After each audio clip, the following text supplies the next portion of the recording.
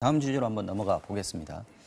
바른미래당의 손학규 대표가 어제 의원총회에서 크게 화를 냈습니다. 왜 그랬을까요? 영상 보시죠.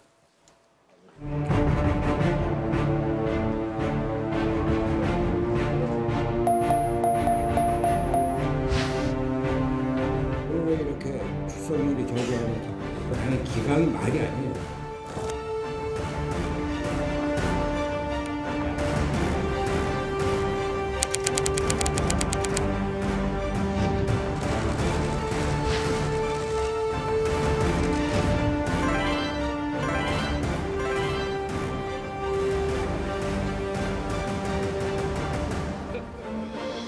보수의 단일 대우를 형성하는 데에 기여하고자 하는 마음으로 오늘 이렇게 다시 입당을 하게 됐습니다.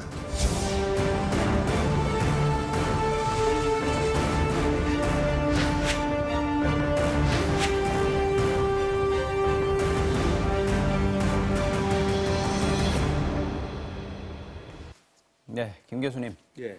바른미래당 소속이신데 그렇죠. 뭐 손학규 대표가 화가 날 만도 한 게 명색이 지금 의원총회인데 출석이 뭐 반도 채 안 되는 그렇습니다. 형편은 없었습니다. 어수선한 현재 당상을 보여주는 모습 아니냐? 그렇습니다. 어떻게 보셨습니까? 최근 이제 중도 보수 통합 논의가 이제 이야기되고 야권 재편 분위기가 좀 이야기가 되면서 네. 바른미래당을 향한 양쪽의 원심력이 작동을 하고 있는 것이 이제 우려스러운 상황인데 네. 거기에 이제 상징적으로 지금 화면에 나온 것처럼 의원총회 지금 바른미래당에 30명입니다만 네. 비례대표 3명은 사실은 민주평화당으로 가서 일을 하시기 때문에 네. 사실상은 27명입니다. 네. 그중에 이제 박선수 비례대표 의원이 사실 독자 행동을 한 지가 오래됐기 때문에 빼면 26명이 사실상 정당에서 무슨 회의를 하면 모이는 분들인데 어제 10명 왔는데 대표가 막 혼을 내니까 늦게 지각 참석한 사람까지 합치면 17명이 왔어요. 그러니까 사실은 9명이 이제 불참한 건데 물론 뭐 예산 국회이기도 하고 뭐 굉장히 피치 못할 사정이 있을 수도 있었겠습니다만 최근에 이런 야권 재편 과정에서 바른미래당이 흔들리는 게 아닌가라는 세간의 의혹 속에서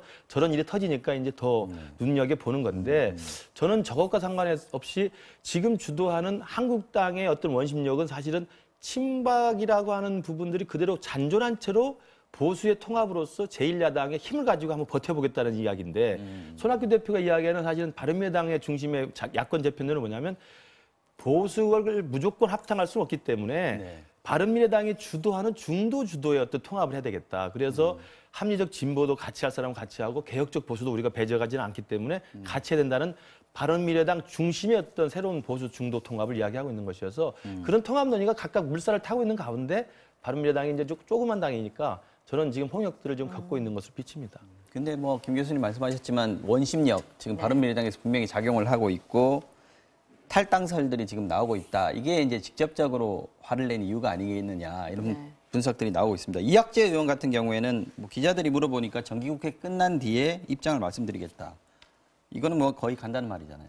지금 이제 과거에 새누리당 의원이었다가 지금 현재 바른미래당에 적을 두고 있는 의원들의 입장에서는 그 다시 돌아가는 거에 대해서 이렇게 거부감이 본인의 입장에서도 그렇고 또 관전자 입장에서 볼 때도 그렇지. 그러니까는 속된 표현을 하면 지금 마음은 다들 콩밭에 가 있는 그런 상황이라고 보여지고요. 네.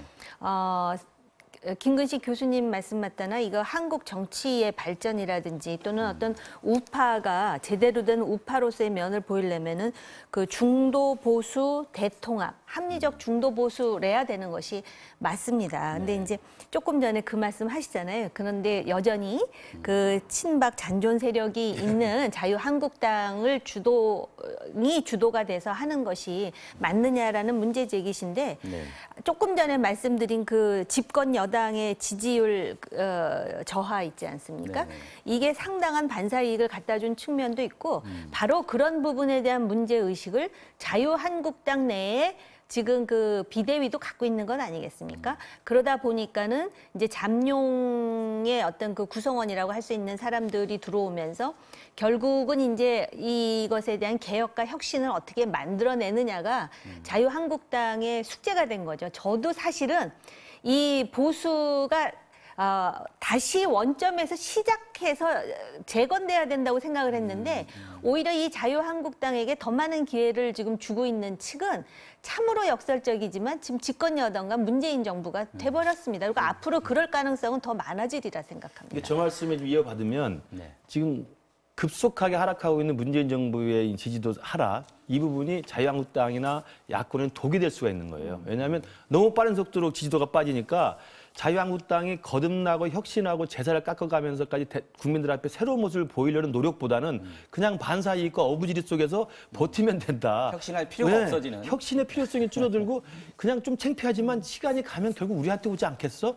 이런 안일한 생각들이 사실은 요즘에 친박 중진들이 계속 저항을 하고 분당으로 압박을 하고 그다음에 김병준 비대위 관련해 혁신에 계속 저항하는 것들이 그런 거거든요. 그리고 실제로 제가 볼 때 아까 오세훈 전 의원 나왔습니다만 입당을 새로 해서 당대표 출마하시려는 분이나 원내대표 출마하시는 분도 그런 현실에 적응하면서 친박의 등에 타려고 하는 측면도 있어요. 저는 이 부분이 과연 급속한 지지도 하락으로 야권이 그냥 가만히 있으면 거저될 것이라고 하는 무사한 일주의를 더 키우는 측면이 있기 때문에 약이 아니라 독이다. 저는 그러면서 본다면 어떤 세력에 의해서 어떤 비전과 기조를 가지고 국민들에게 문재인 정부의 실패를 가정했을 때 합리적인 대한야당이 될 수 있을 것인가를 보여줘야 되는데 그걸 하지 않고 그건 내버려 둔 채로 가만히 버티면 저기 망하니까 우리가 이길 것이다. 이런 식의 어부지리 심정으로는 제가 볼 때 야권에도 저는 제가 볼 때 또 다른 힘든 과제가 될 거라고 생각합니다. 그래서 이번에 이제 원내대표 선거와 내년 2월에 당대표 선거가 굉장히 중요하고요. 조금 전에 말씀하신 그 친박의 등에 올라타서 자신의 어떤 정치적인 입지를 그 확고히 하겠다라는 정치인이 없겠습니까? 그런데 이제 그거를 이제 어떻게 잘 선별하느냐도 역시 이제 그 자유한국당이 가진 숙제거든요. 그리고 이제 이렇게 또 이제 그 상황이 악화되면 내년에 또 어떤 시나리오로 어떤 상황이 연출될지에 대해서 많은 추정들이 나오고 있습니다. 그런데 요번에 아무튼 그 박근혜 전 대통령의 탄핵 이후에 소위 보수 정당으로서의 그 어떤 새로운 그 재탄생을 각오했다면 그런 부분에 대한 지적에 대해서 굉장히 귀담아 들어야 된다라고 말씀드리는 거죠. 알겠습니다. 유승민 전 대표도 좀 흔들리고 있어요. 그렇습니다. 분위기를 보니까 지금 뭐 발언한 것이 입당 제안이 왔는데 전혀 답을 안 하고 있다. 전혀 답을 안 하고 있다고 말을 할 것이 아니라 갈 생각이 없으면 안 간다라고 얘기하거나 당직하겠다고 얘기해야 되는데 어제도 뭐 저희가 말씀드렸습니다만 그 얘기는 많이 열어놓은 상태 아닌가 이런 생각이 들어요. 그러니까 유승민 대표도 뭐 고민이 깊을 거라고 보고요. 네. 그다음에 지금은 유승민 대표뿐만 아니라 바른미래당 안에서도 다양한 고민들이 있을 겁니다. 지금 아까 화면 나온 것처럼 손학규 대표가 김무성 전 대표랑 만났다는 것은 뭐 늘상 있을 수 있는 일입니다. 같은 YS로부터 정치 입문을 받았던 사람이니까 친분이 있기 때문에 만날 수 있지만 그 두 분이 만나서 무슨 이야기를 했을까? 그 두 분이 만났을 때는 적어도 탄핵에 찬성한 사람 정도의 합리적 개혁 보수와 그다음에 민주당의 어떤 패권을 벗어나서 뛰쳐나왔던 개혁적이고 합리적인 진보 사이의 어떤 중심이 되는 중도 보수 통합을 하자는데 의견을 같이 할 가능성이 있는 거고요. 그런데 아까 정 의원도 말씀하셨습니다만 지금 이야기되는 한국당 내의 당권으로 새로 이야기되는 친박 중심의 새로운 어떤 복귀, 도로 친박당 분위기가 돼서 그러한 자유한국당이 그냥 우리가 뭉개고 가면서 지지도가 하락하고 있는 문재인 정부의 반사이익을 받자. 이런 식의 또 보수 대통합론이 있을 수 있는 거거든요. 그렇기 때문에 실제로 손학규 대표를 중심으로 한 바른미래당 중심의 범야권 통합론, 한국당을 그대로 내버려둔 채 혁신 없이 그냥 친박까지를 포함한 범보수 대통합론, 그리고 또 하나는 지금 민주평화당까지를 포함해서 민주당의 일부 세력까지를 포괄하자는 또 범진보 통합론도 있거든요. 그런 여러 가지 갈래들이 막 움직이면서 지금 바른미래당은 굉장히 많은 고민과 논의가 시작되고 있는데 그 와중에 유승민 대표가 이제 대학교 특강을 통해서 정치 활동을 시작했습니다만 예전에 했던 말 그대로 하신 거죠. 보수의 기치와 합리적이고 개혁적인 보수의 정체성을 바른미래당이 갖고 있지 못하다. 이건 이제 안철수 대표랑 공동투표할 때부터 계속 지적했던 것인데 저는 바른미래당이 합리적 진보와 개혁적 보수를 합쳐가지고 제3지대에 우리가 확보를 해서 천하 3분지기를 통해서 국민들의 선택을 받자는 것이었다고 한다면 유 전 대표가 반드시 개혁적 보수만 이야기하는 건 제가 옳지 않다고 봐요.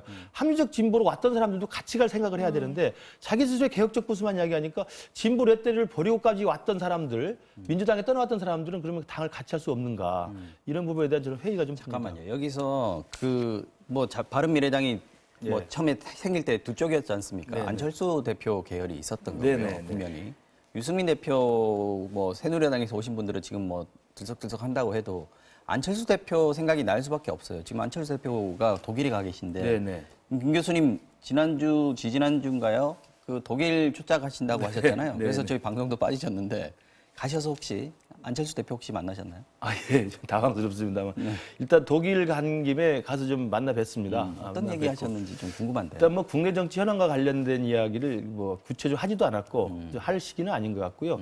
그때 떠날 때 했던 것처럼 이제 성찰과 채움의 시간을 갖는 것이기 때문에 네. 지난 한 4년여 동안에 앞만 보고 달려왔던 그 정치적 일정들을 이제 돌이켜보고 반성하는 측면이 있고요. 네. 그다음에 가서 보니까 그 연구실을 하나 받아서 막스 플랑크 연구소에서 그 연구실에서 계속 매일 나와서 책을 많이 보고 연구를 하고 있고 그다음에 이웃 나라들을 다니면서 미래 학자들이나 그다음에 이웃 나라의 유력한 미래 전략과 관련된 국회의원들 만나서 논의도 하고 교류도 하는 측면을 좀 봤습니다. 그래서 제가 보니까 뭐 아직은 국내 정치와는 좀 거리를 둔 채로 굉장히 담담하게 건강하고 씩씩하게 잘 장이 지내고 지금 있습니다. 이제 노란 지위에 처했는데 네. 돌아오실 생각은 없나요?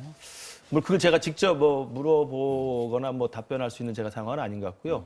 돌아오겠다 말겠다는 이야기를 하기보다 지금은 그때 떠났던 그때처럼 성찰과 체험의 시간을 진지하게 갖겠다. 그런 입장으로 열심히 마라톤도 열심히 하고 또 사람들도 많이 만나면서 고민을 하고 있는 것으로 보입니다. 네, 알겠습니다. 뭐 시간이 그 사이에 다 지나가 버렸습니다. 죄송합니다. 오늘 정치 와호장룡 여기서 마쳐야 될 것 같습니다. 두 분 말씀 오늘 여기서 끝내겠습니다. 감사합니다.